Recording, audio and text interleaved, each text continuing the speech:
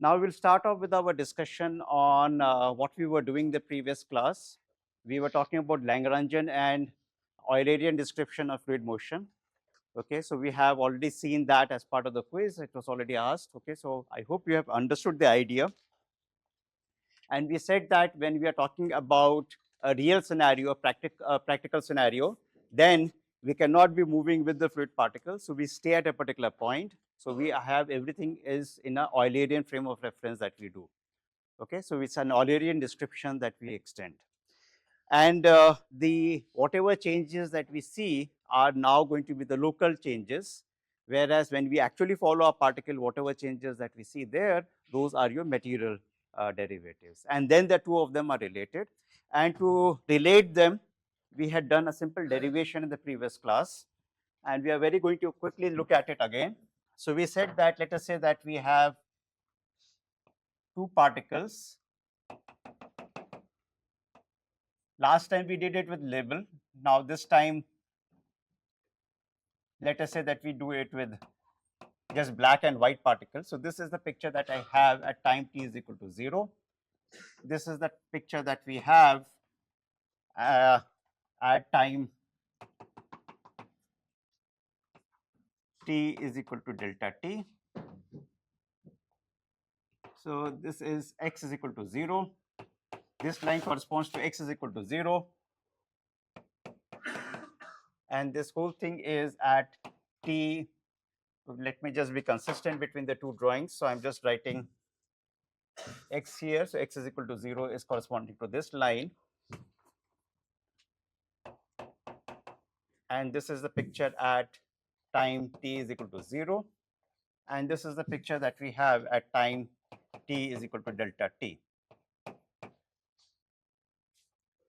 And if the flow is in this direction in both the cases, so this is my distance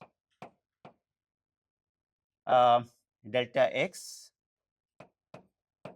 and we know that the velocity, let us say, is u naught, then the distance that it will cover would be u naught delta t. Okay, because at the next time we see that it has reached here.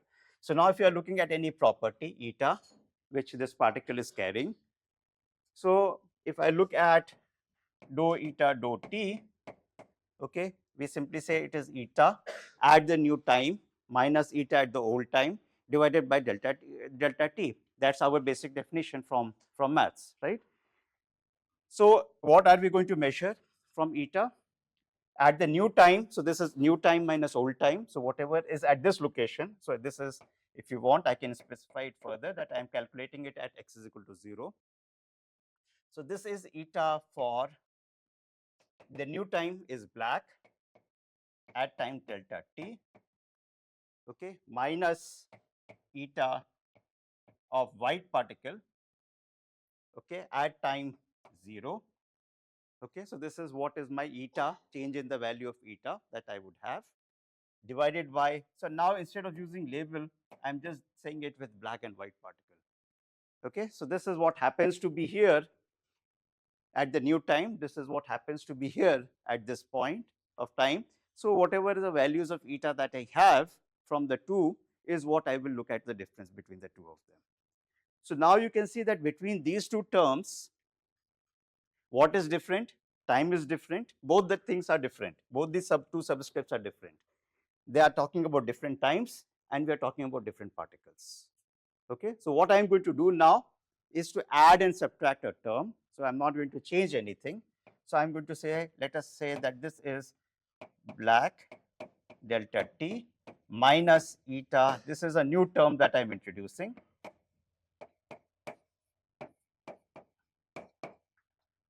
Minus eta white 0 upon delta t. Okay, but before going further, let me just check.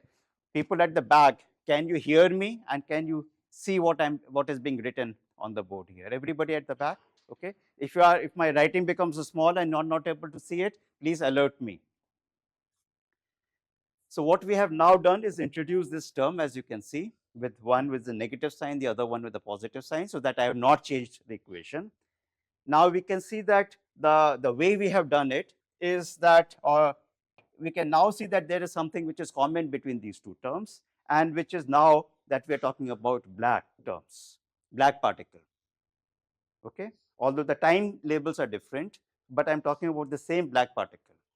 Now the second thing that I'm looking at is that I'm talking about two different particles, black and white here, but at time t is equal to 0. So my time has now become the same in this case between these two terms, and between these two terms the particle has become the same.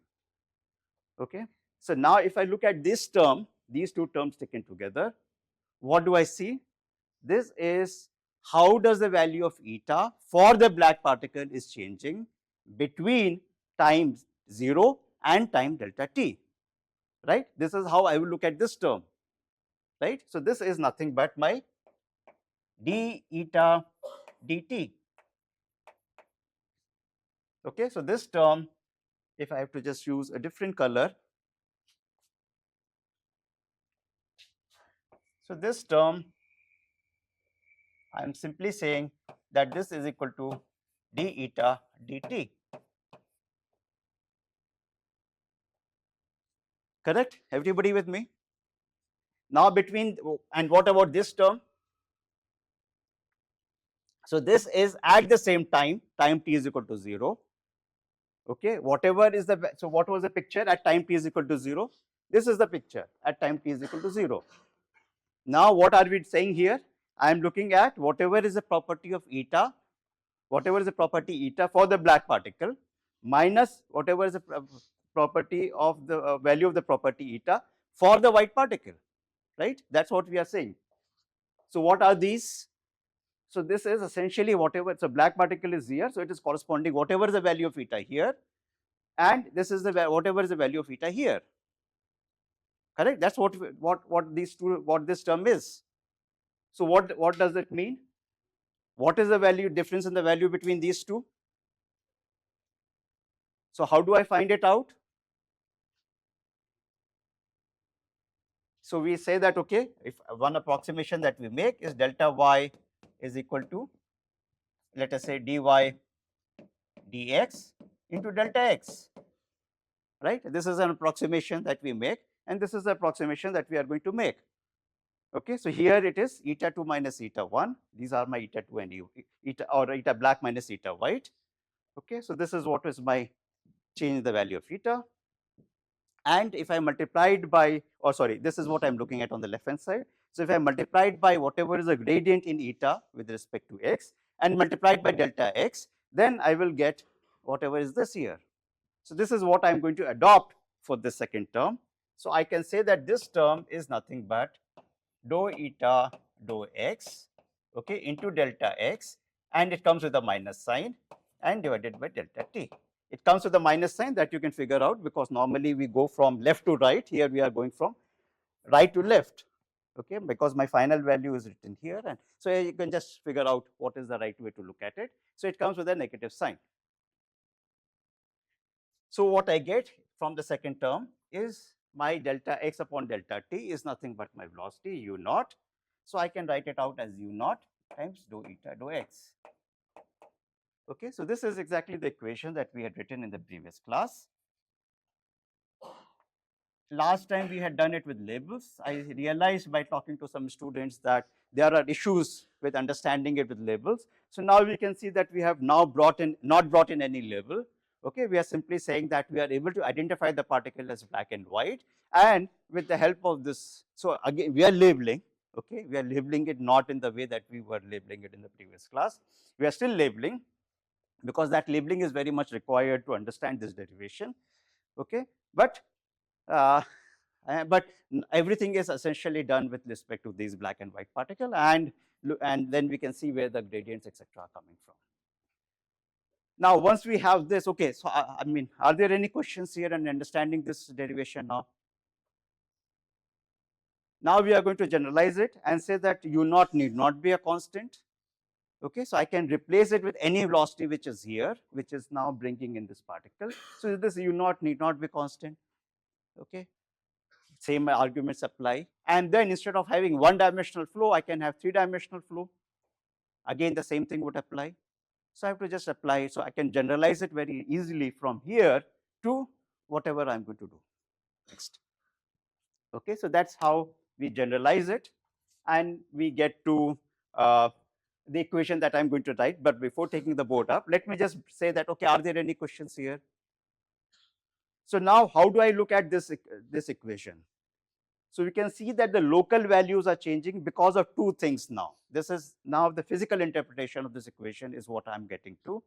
How do I interpret this equation physically? So to interpret this equation physically, I see that the local rate of change has two terms, comprises of two parts. One, if the value itself of the particle itself is changing. Now you can see that we have done it with particle. So if the value of the particle itself is changing, okay, then there will be local contribution. Or if there is a gradient in the spatial direction and there is a flow, okay, then I will have a change in the local value. Okay, so you can see that this is now because of gradient between these 2 points. If these 2 particles were exactly the same, having the same property, then I don't have to label them as black and white. They are essentially both of them are white. Okay, but because they are different, therefore this term is available to me, and because of the flow, okay, this term in product of this term is non-zero. Otherwise, if they are sitting there and not coming to my point of measurement, it does not matter to me. They can be different. So the gradient is there, but the flow is not there. So what I need is a combination of gradient and the flow velocity, and then I will start seeing a difference. Okay, so this is how I can physically interpret this equation. Okay, and it is very logical, very clear, I hope. So this is the derivation makes it very clear. So that's why I'm spending enough time again to make sure that you understand how the two derivatives are now related to each other. Okay, is this clear? So what we will do next is to just generalize this equation and say that dou eta dou t is equal to d eta dt minus u times dou eta dou x minus v times dou eta dou y minus w times dou eta dou z. So now we are saying that there are gradients in all three directions, there are velocities in all three directions. So in general, the eta will be dependent on this equation in this manner. Okay, so this is, as we said, sort of completes our derivation. So this is one way to interpret this equation. Now let me just give you another way to look at it. So let us say that we have eta, okay, which is a function of x, y, z and time t. Okay, so I am now going to give you a purely mathematical interpretation of this.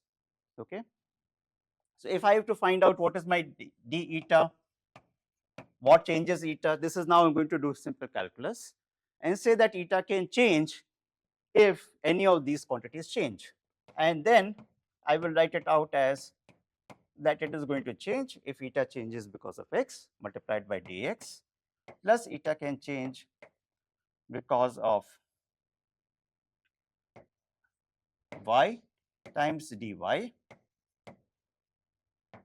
plus eta can change because of z dz plus time.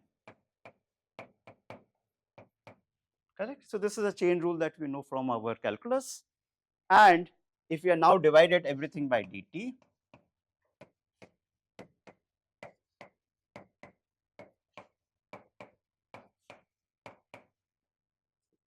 so what I get is, let me bring the last term first and say that this is d eta dt, and this term is d eta dx, and you can see that this becomes nothing but my x component of velocity u,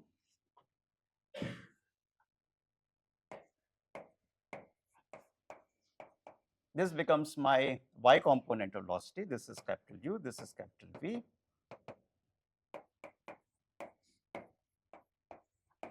and finally I get W.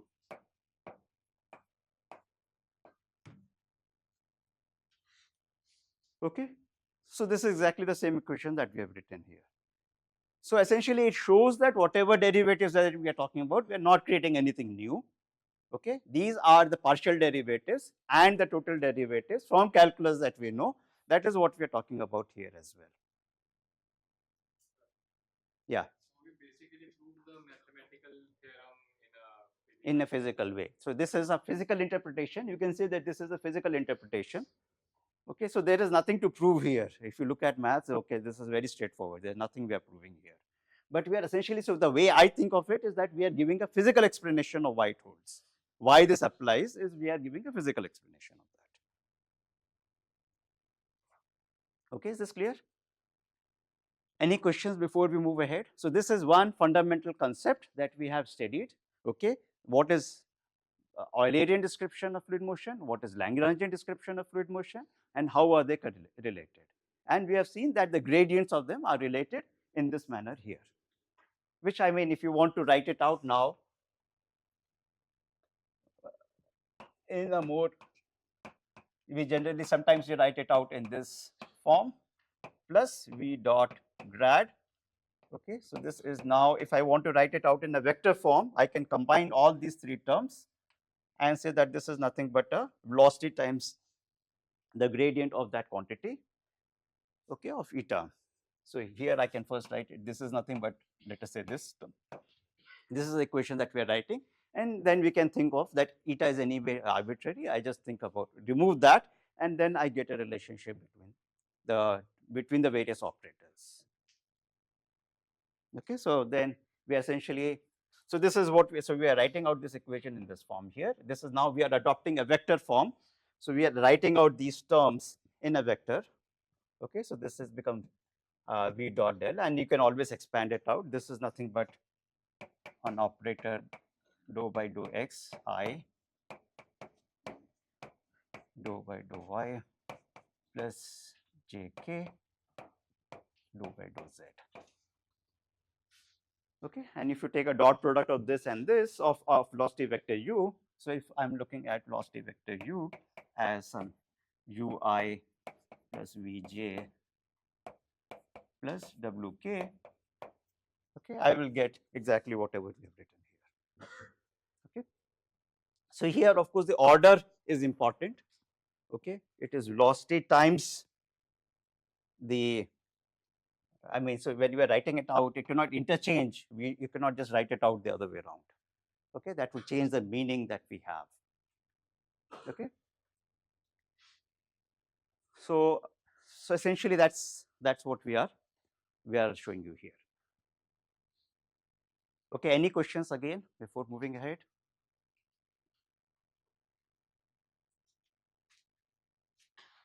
Okay, so this is one fundamental idea that we have looked at. Now we are going to go to the next fundamental idea, which is my Reynolds transport theorem.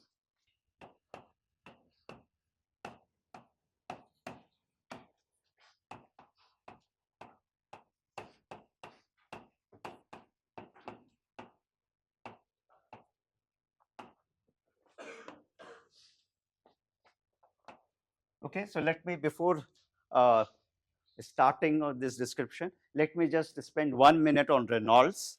This is the same Reynolds where we write Reynolds number, and I'm going to say this because a lot of times I've seen people misspell Reynolds. Okay, so they think Reynolds with a, this comes with a plural, this becomes S. So S is not a plural. Okay, so S is a part of the name itself. Okay, so you don't have to put an apostrophe, a Reynolds number. Sometimes people will start writing like this and so on. So all this is incorrect. Okay, we don't need any apostrophe here. Just Reynolds is one name and single word. Okay, so just to remember, just to sort of tell you or remind you that when you write Reynolds, sometimes in expand it out, you should not use an apostrophe. Okay, so what this theorem says, so what we are going to do is first sort of explain, I mean, just write out, first I will write out this theorem. Then I will explain to you why this theorem applies, why does it make sense, okay, and then we will finally cast it into a mathematical form. So these are the three things that we are going to do.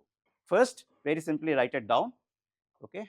The second, we will give you why it applies, why it is correct, and third, we will then write it out in a mathematical form. So let us say that there is a region of fluid, it could be some arbitrary, and let us say that there is some fluid which is coming into this region and there is some fluid which is going out of this region.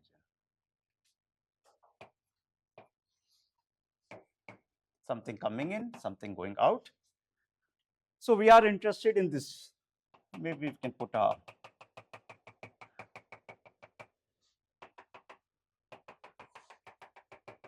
boundary, some sort of an imaginary boundary I can put it to say that this is the region that we are considering. Okay, is this understood? So what we are doing in, because we know fluid mechanics, I have already done it, we are defining some sort of a control volume. Okay, and we are going to make a statement that accumulation in this control volume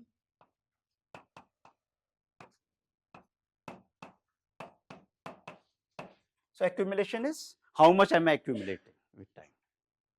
Okay, so accumulation on this is going to be dependent on growth. So this is, as I said, I'm just writing it out. The first, the theorem, okay, plus influx minus efflux.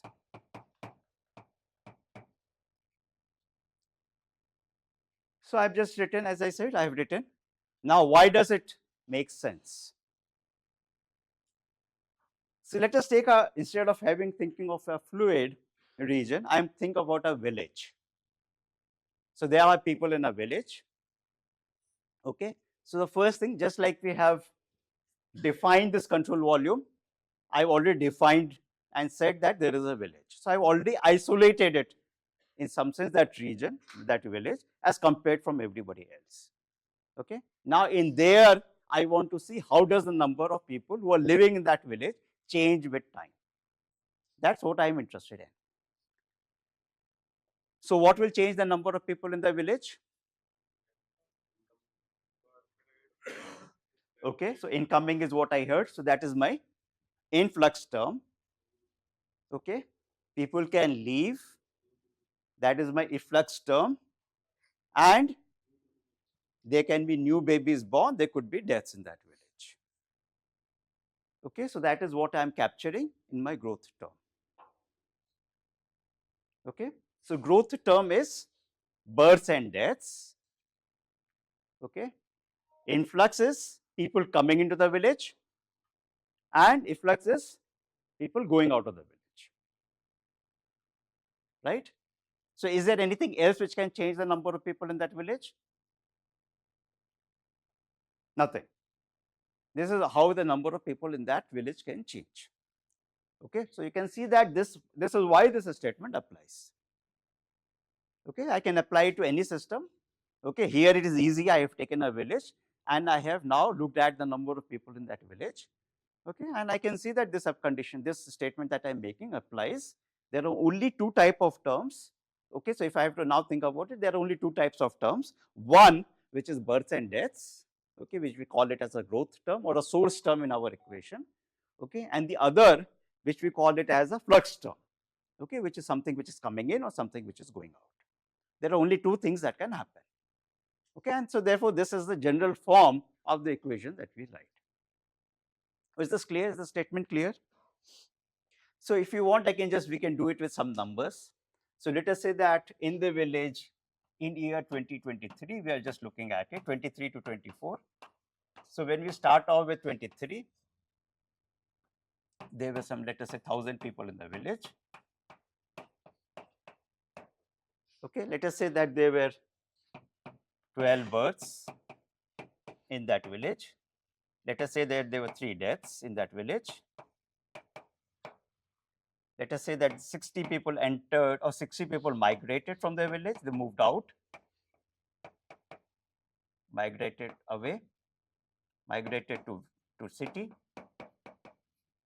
and let us say 10 people entered the village.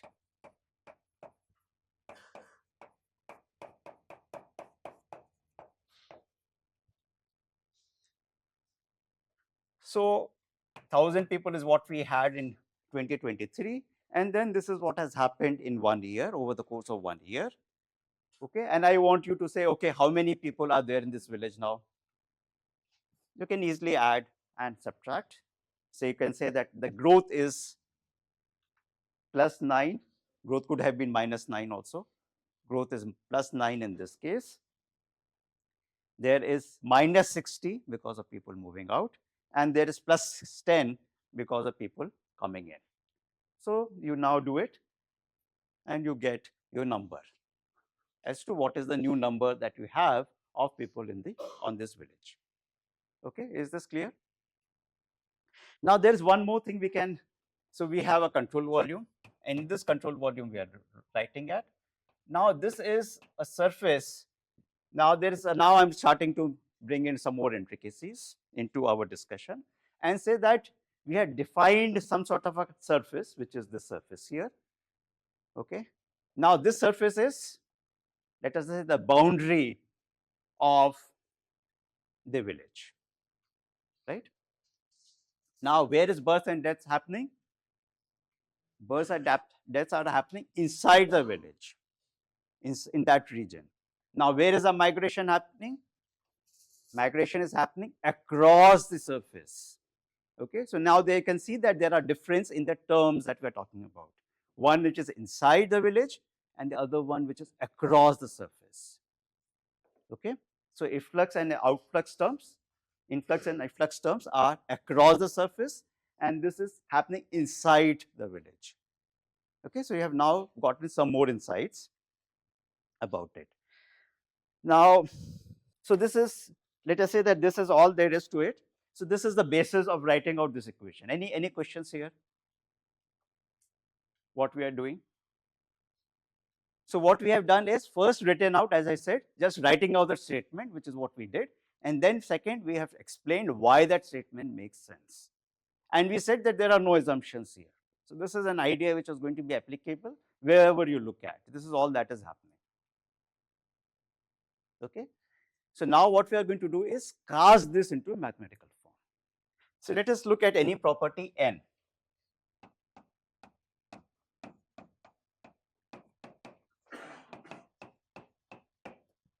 Okay. So this could be mass, momentum, energy, angular momentum, anything that you can think of. This is any property that we are interested in.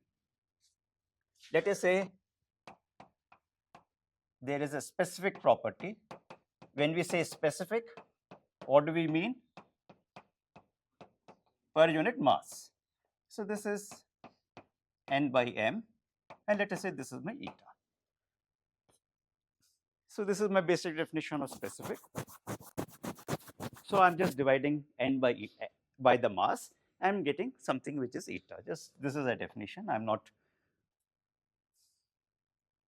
So now I want to know how much eta is coming into this control volume. So how would I know that? So I am now wanting to tell you, asking you how much is coming in. If I have to find it out, what will I do? So flow rate, convert it into a mass flow rate. Maybe start off with the volume flow rate, convert it into a mass flow rate, and multiply it by eta. That's what is coming in, right? So what is my volume flow rate? V dot D area.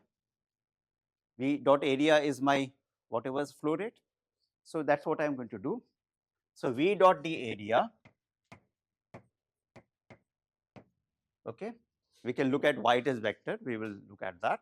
So V dot D area is the volume flow rate multiplied by density. What do I get? Mass flow rate multiplied by eta. It becomes how much is the property which is coming along with that mass. Understood? So this is all there is to it.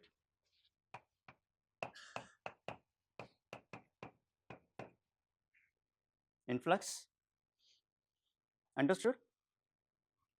What is influx?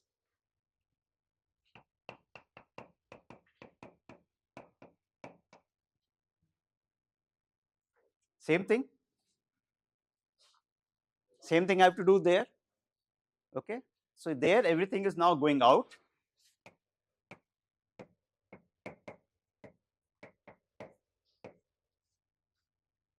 Again, everything is going out.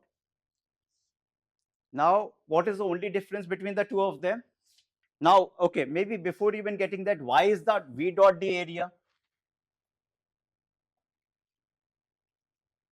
So we will now explain why this is a vector quantity. So if I look at this surface, the velocity could be in any direction, let us say. So if I just zoom here, so I'm just zooming in here and saying that this is how my surface is. This is how the velocity is entering.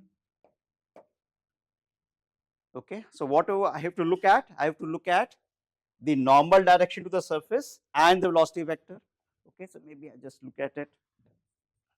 So if I look at this part through which the mass is entering.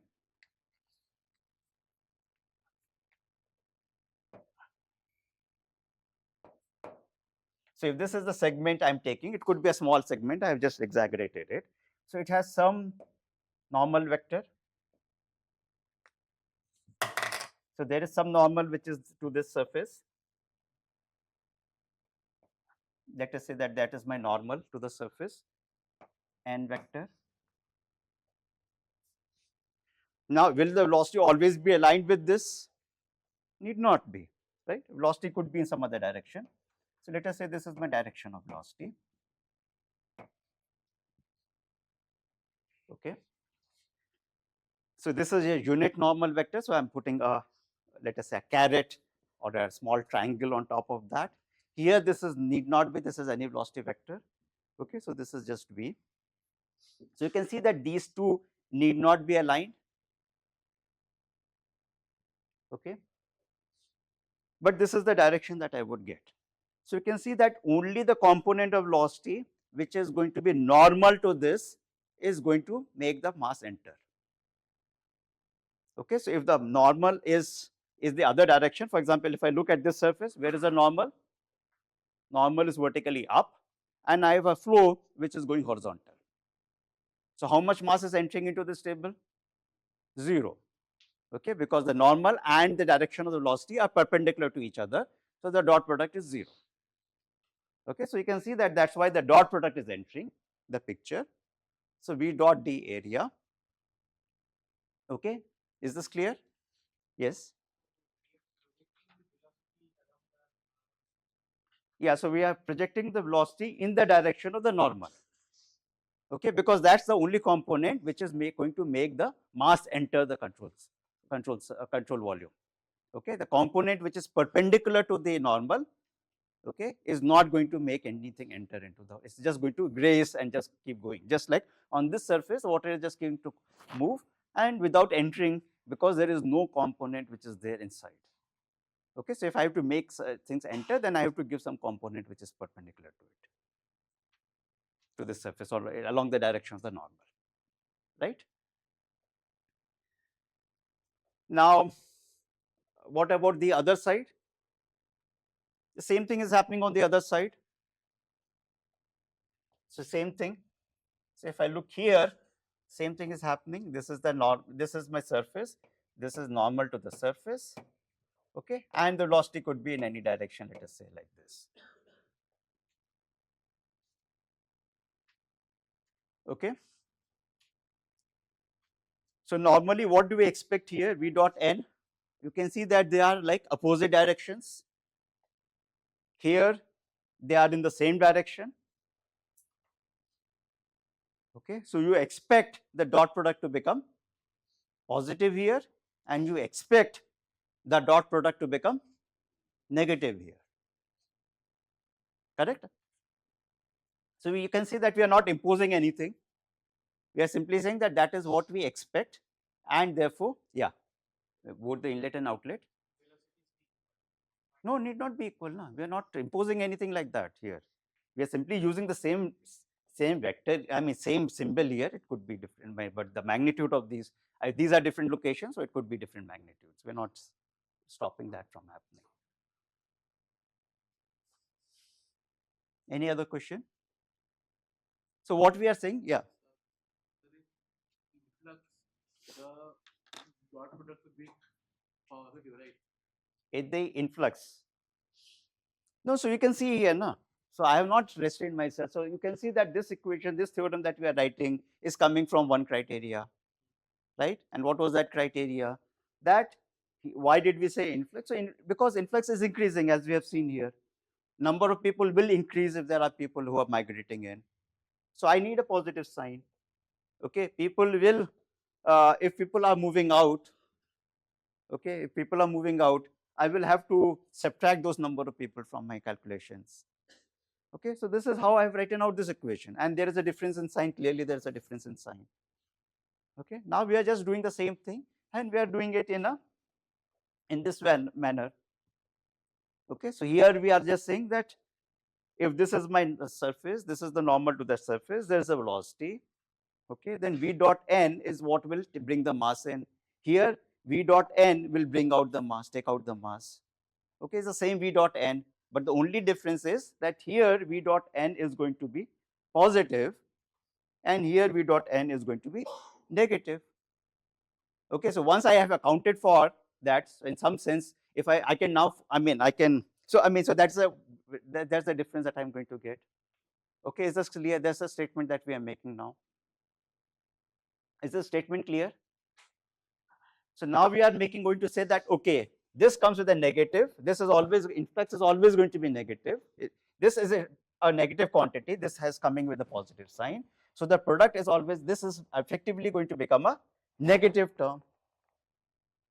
Okay, because of this thing here. This will always appear as negative. Now, how will this appear? These two are positive. Okay, so and then positive with the negative sign will appear as a negative sign.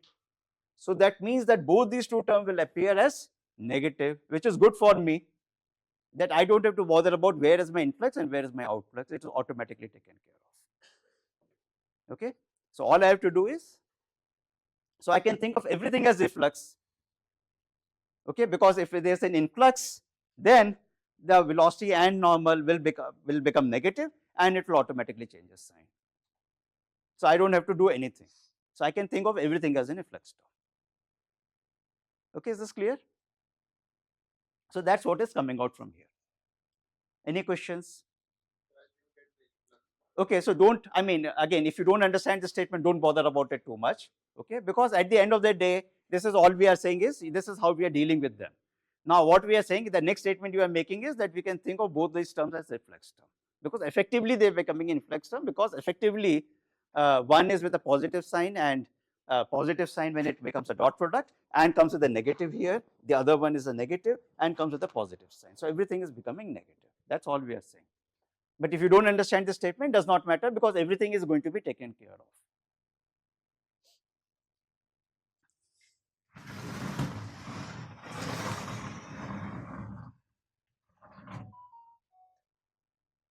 Okay, so in this Reynolds transport theorem, what we have written, we are trying to cast it out into mathematical form, and this is how we are casting it out in mathematical form, influx, efflux, as well as the efflux terms. Now, how do I look at accumulation, or let us say, how do I look at growth? Growth is simply, we can say, is dn dt. Okay,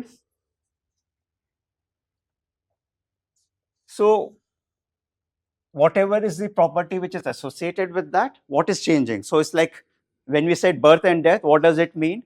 I am changing myself, right? Or the mother is changing and giving birth to a new child. Okay, so it's the same thing which is now getting divided. Okay, so it's like that n is now changing. Okay, so it's like a d and dt term. That is what I'm. So whatever we had looked at earlier with respect to that, this is now a total derivative that we're talking about. Okay.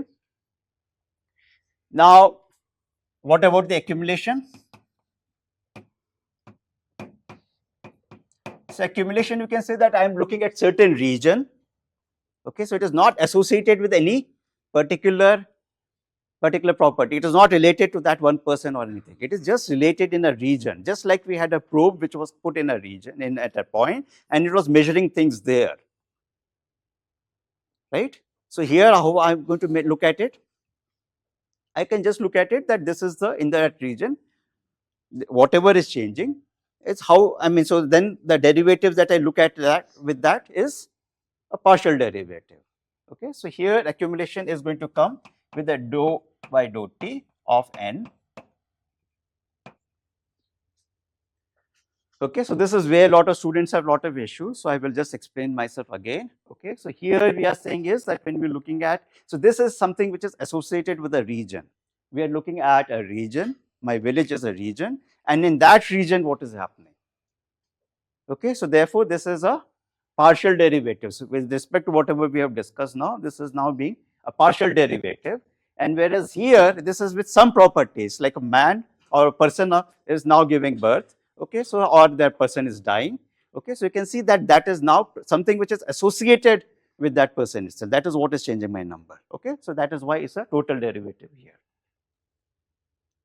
Okay, so now once you understand this, it is straightforward, and we can write out n as from here, from this relationship, n is nothing but eta d volume times density into d volume. So this is now mass. So this is small mass dm. Okay, and so I'm essentially writing it out because things can vary in time, sorry, in space. So we are just doing it, being more careful there, and say that eta could vary. So I have to look at eta for every small mass which is associated with that. So that will become a capital N for that, and then I have to integrate all these capital N's that I have. Okay, so that is what I am doing here. So this is the small mass which with which this eta is associated, and then if I integrate that over the entire control volume, I will get the total property n. Right? This is also clear. Nothing there. This is very straightforward. So then I can write accumulation is nothing but, so using this equation in between, I can get accumulation is equal to dou by dou t of integral of rho eta d volume over the entire control volume. Okay, so you can see that I have now all the terms that I needed, all of them have now been cast in mathematical form. One thing which I did not emphasize, that from this equation, whatever we had written, I can write it, this is a simple statement, not written as a rate, we can write it as a rate equation, and everything that we are written here are rate terms, per unit time, how things are changing. Any questions here? So now we have the final form, otherwise we are just going to substitute all these terms into the equation, and we will have the final form of the Reynolds transport theorem in, I mean, mathematical form of it.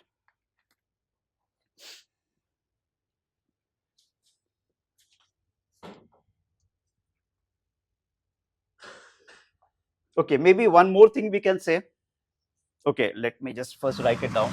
So we are now saying that accumulation is dou by dou t of eta rho d volume over the control volume is equal to dn dt.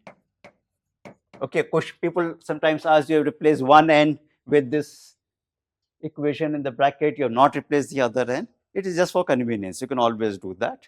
Okay, it turns out that we don't have to replace it here, and therefore we are not replacing it. You know, calculating integrals are always difficult.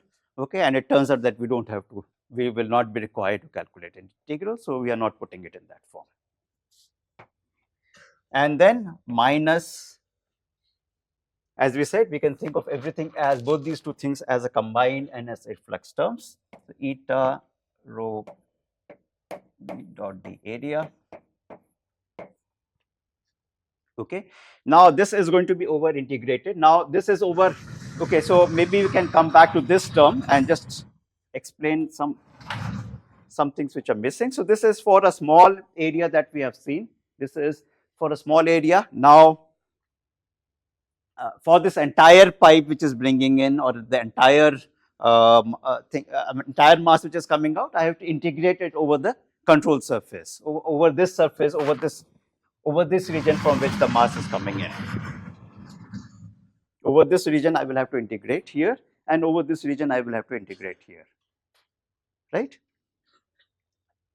And if now, because we have already shown that my influx and influx term are exactly the same, and the sign will automatically be taken care of, okay, I don't have to bother about. So first thing that we said is, this is how I write it out for a small region. This is how I will write it out for a small region, and then I will integrate it over the entire incoming region. Okay, so that is how my influx term would be.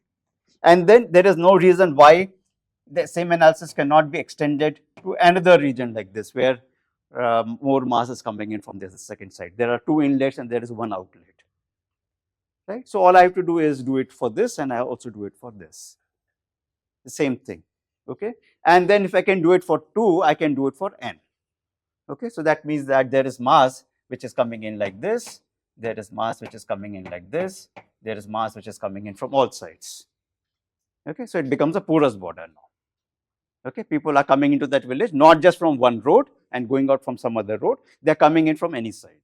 It's like coming from a field, any side they can come into the village. Okay, so this is now I can generalize this. Okay, so then what do I have to do is I have to integrate it over the entire control surface. And why we have already explained why we are integrating over the entire control surface is because this process, influx and reflux, is only happening across the surface. Okay, the other one is happening inside. Okay, so that is why this term that we have now is going to be integrated over the control surface. Okay, so you can see that this is now the Reynolds transport theorem, which has now been cast into a mathematical form. Okay, now I will pause and take questions before moving ahead. Yes. I think the influx term should have an extra negative sign, then it will balance out the dot product. And ultimately also we are taking the net influx which has the negative sign in the final equation. So we said that this influx term, because of the change in the direction of V and N, okay, because this comes with a negative sign, I don't have to think of it as a separate term, I can combine it with this term as well. Okay, so you can think of, so now think of it the other way around. So let us say that this is my region, this is where the mass is coming in, there is where the mass is going out. Let us say I have not put in my influx term. Okay, I'm only looking at V dot D area. Okay, I'm only doing that. So this V dot area will become positive. So here, and it will become negative here in my own calculation without having to do anything about it. Okay, here it will become positive, and here it will become negative. So it is already showing that here the mass is going to come inside. Negative means what? It is coming in, and here it is going out. Add what is coming in, right? Yeah. So that's why I'm saying it should have an extra sign. So it's already coming with a negative, na? So this is already coming with a negative. So this negative will make it positive. Okay. I'm saying because you wrote the initial formula with a plus influx, and which makes sense. We want to add what is coming. Correct. So that's why we said look at this equation, understand this equation clearly first. This equation first. Okay. So in this equation, we have written everything with a plus sign here. This influx term is coming with a plus sign. But finally, if we take the dot product, we substituting a negative quantity. But we are already writing it with a negative sign. So we said that everything is now, we can think of everything as an efflux term. Everything is now thought of as an efflux. Okay. Now whenever we are looking at the inlet port, okay, V dot dn will become negative. Okay, and therefore this efflux term will automatically become an influx term. That's all. So I don't have to take care of it separately. Okay. Yes. Could you repeat again why the growth derivative accumulation is caution? Okay, so accumulation is, we are saying that we are looking at number of people in a village. It's related to a region. Okay. So just like we said that at a given, we have put a probe and we are measuring eta or temperature at that point. So whatever is there at that point is what we are measuring. We are not measuring whatever is the change in the particle and the property which is associated with that particle, right? That's why that's my Eulerian description. And in the Eulerian description, what is the derivative that we chose? Is the rho by rho t. Partial derivative is what we had. Correct?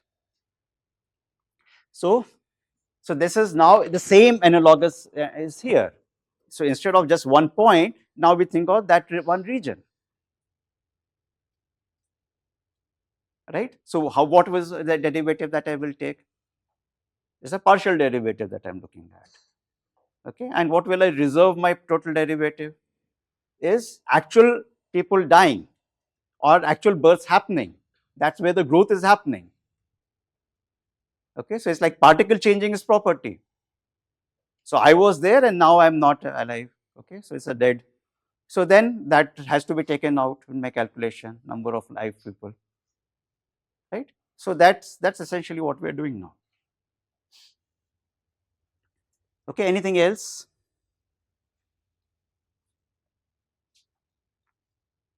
Okay, so this is a very, very important fundamental theorem which is going to be now dictating a lot of things that we are going to do. So this will form now the basis of our further derivation of the mass conservation equation and the momentum conservation equation.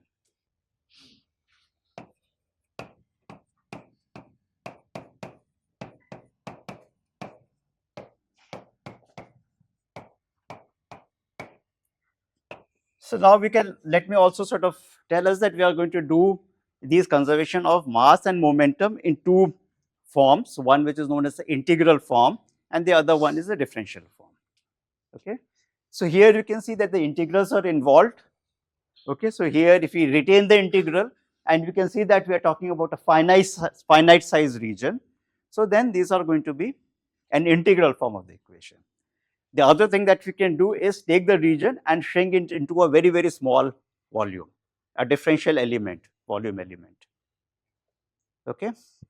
And if we were to do that, then the equation will not have any integrals and then the equations that I will get will be called as the differential form.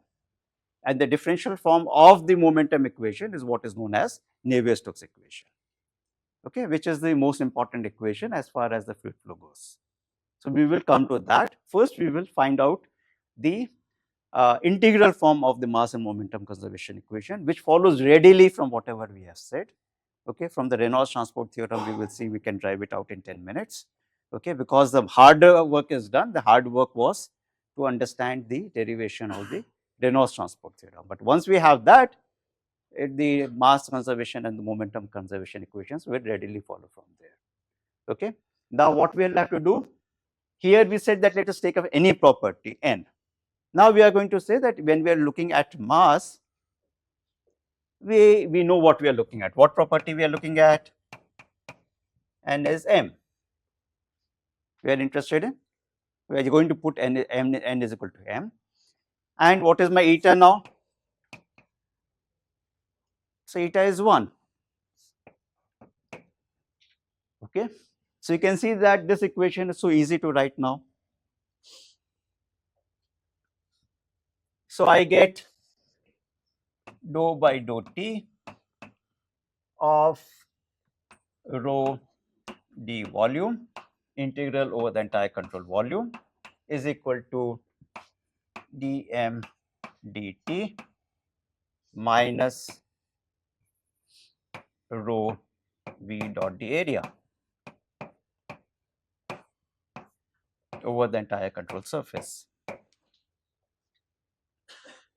Right? That's it. So we have gotten our conservation of mass equation.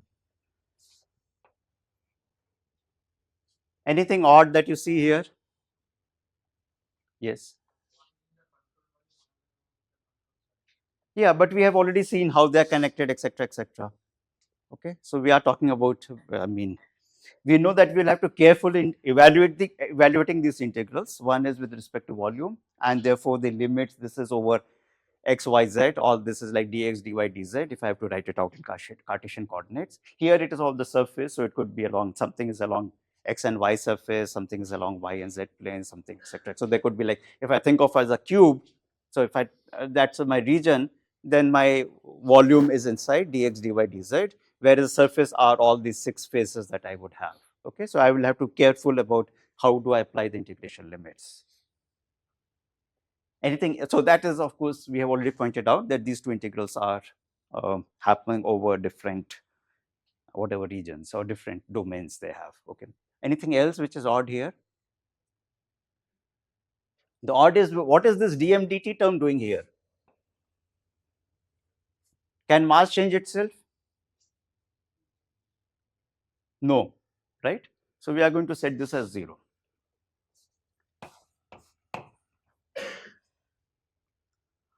Okay, but now we have to be careful. Okay, so we are going to always set dmd is equal to t is equal to 0 as far as this course goes. Most of the time it applies, and what cases does it not apply? No, compressible flows, is the mass changing or not changing? Okay, nuclear is one, yeah. Anything else?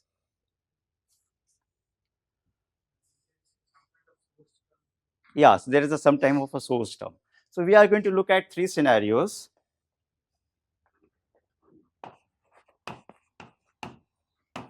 So we are asking the question when dm dt is not equal to 0.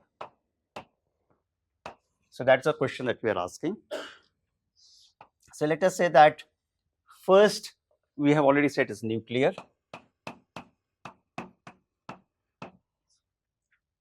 Now the second and the third, they are obviously overall mass is not changing, but we'll have to see what context we are applying. Okay. So let us say that we are talking about water. We are talking about liquid water. Okay. So liquid water, what can happen to water? It can vaporize, it can condense, water vapor can condense on it. Okay. So we can have a phase change that is there.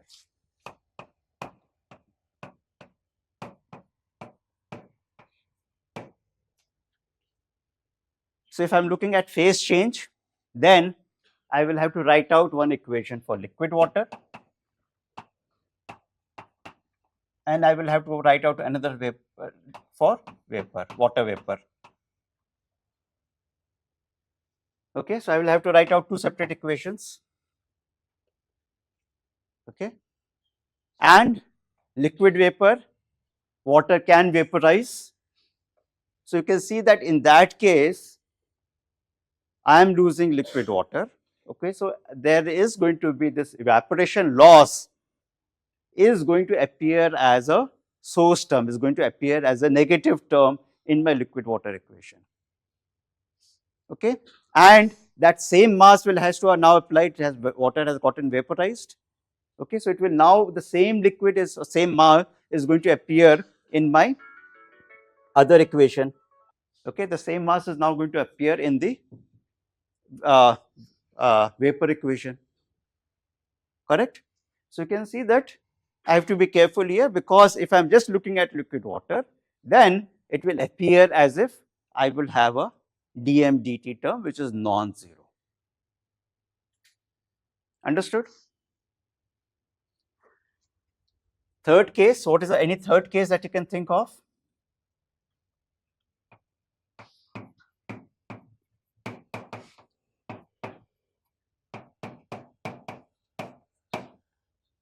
So in this case, let us say I have water and I electrolyze it. So I put some flow some direct current DC into water, liquid water. What do we expect to get? Electrolysis is going to happen. Okay, water is going to break down into hydrogen and oxygen. So if I look at the mass of water, I am losing mass. My mass of water has reduced. Of course, the same mass has now appeared in hydrogen and oxygen. Okay, so those masses will increase, right? So then again, if I look at only water as my system, then my water is my mass is losing. I'm losing mass. Of course, overall mass is conserved. Right? Understood? Clear? And you can see that whatever mass, just like here, whatever vapor is happening is also going to be there in my, it is going to bring in certain momentum to it. Therefore, it can apply certain force. Okay. And it's, or condensation similarly can, whatever, it could be force, positive, negative momentum could be added, subtracted. Similarly here, again, it could be the same thing. So normally we think of these terms as a source term. Okay, we don't write, so whatever we write out is going to be still exact. Okay, whatever we are going to write out, although it is not considering these, when we have to actually consider them, we bring in these effects through a source term in mass, and similarly source term in momentum and energy equation, because as we said that this mass that I have lost is going to carry certain energy, it carries certain momentum and certain energy with that. So that much loss or gain in mass and energy and momentum also has to be accounted for appropriately in your momentum and energy equations. Understood? Okay, so we are going to say mass is conserved for us, dm dt is equal to 0, with the understanding that these things will be taken care of through appropriate terms, the source terms in the momentum and the energy equations. Okay, is this clear? And of course, in the nuclear, when we go with nuclear, mass, overall mass is not conserved, mass energy system taken together is conserved. Okay, because here, if you apply for this, allow for this thermonuclear reactions to happen, or not thermo, whatever, nuclear reactions to happen, then we can convert mass to energy through EMC square, E is equal to MC square root. Okay, is this clear? So we can come back and say that our mass conservation equation, so our mass conservation equation is these two terms. I mean, I can take this term from the right hand side to the left hand side. So these 2 is equal to 0 is what I have is my conservation equation for mass. Okay. Any questions before moving ahead? If we are writing out separate, normally we would write out separate equations for liquid water and vapor water. If you do boiling and all, I mean, see, the phases are different, no? So the energy associated, momentum, the terms, etc. You will have to write out two separate mass conservation equations. We'll have to write out as of liquid separate and vapor separate. That's typically what you would do. You can write it as a combined system. Nobody is stopping you from doing that, but typically it is more convenient to write it out as two separate terms, two separate equations.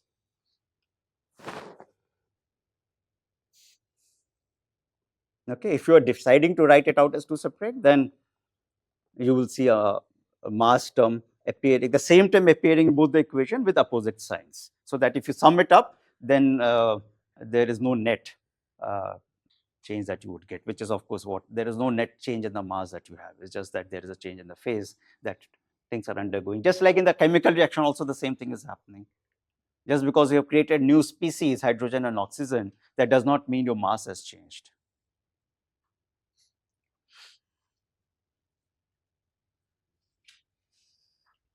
Okay.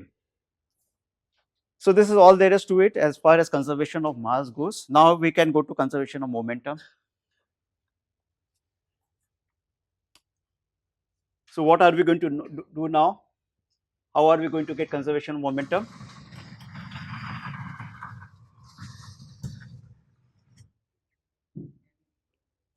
N is equal to, sorry, mv, right. So we are going to say it is momentum, mv is momentum. So we are going to put it as momentum.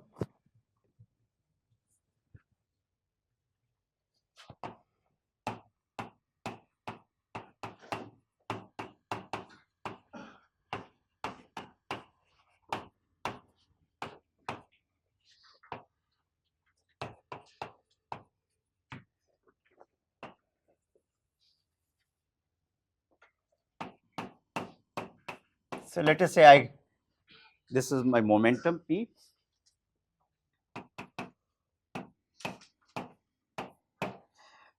So what is my eta? So eta is V. Okay. So I have to now come here. Okay. So you can see I have everything. All I have to do is replace these. So I get dou by dou t of V rho dV integral over the control volume is equal to dp dt. So here we are just using this is a vector quantity, momentum is of course a vector quantity. So we are putting a line in here, and I am sorry for the sometimes I will be using overline and sometimes I will be using underline. Okay, so you both of them will mean the same thing. Both of them we are just representing a vector quantity. I just have a bad habit of sometimes putting it over and sometimes putting it under the symbol. Okay, if you are very fuzzy, you can alert me. And then this is minus V rho V dot area over the control surface. So this is my momentum conservation equation that we have in the integral form. Okay, that's all there is to it, because we have simply substituted this n and the value appropriate values of n and eta here. So first of all, let me just remind you that when we said n is any property. We did not say it is scalar, vector or tensor. In fact, we will see what is tensor. We have not yet introduced that, but it could be any quantity. Okay, we have not restricting it to anything. So earlier we had changed it to some scalar quantity, but now we have changed it to some vector quantity. There is absolutely no contradiction anything, because as we said, it is done. Now we can see that how we did it. Okay, we did it in a very generic way. There was no restriction on the value of eta, that it had to be like only scalar or only vector, for example. Okay, now what is this quantity here? So earlier dm dt was 0. Is this 0? So this is the force. This is change in momentum with time, which is force. Okay, so you can see that we are now bringing in Newton's law. So this is my force term here. So this is all the external force that is going to act on the control volume, okay, which can change the momentum inside. Okay, so this is what we are. This term is. Okay. Now let us relook at this term here. Okay, so you can see where this term is coming from. This is coming from here. Okay, now we have to be very careful. What is this term implying? Okay, or maybe before that, let us just understand what type of an equation is this. Is this a scalar equation or a vector equation? It's a vector equation, right? So where is my vector terms here? First term is very clear.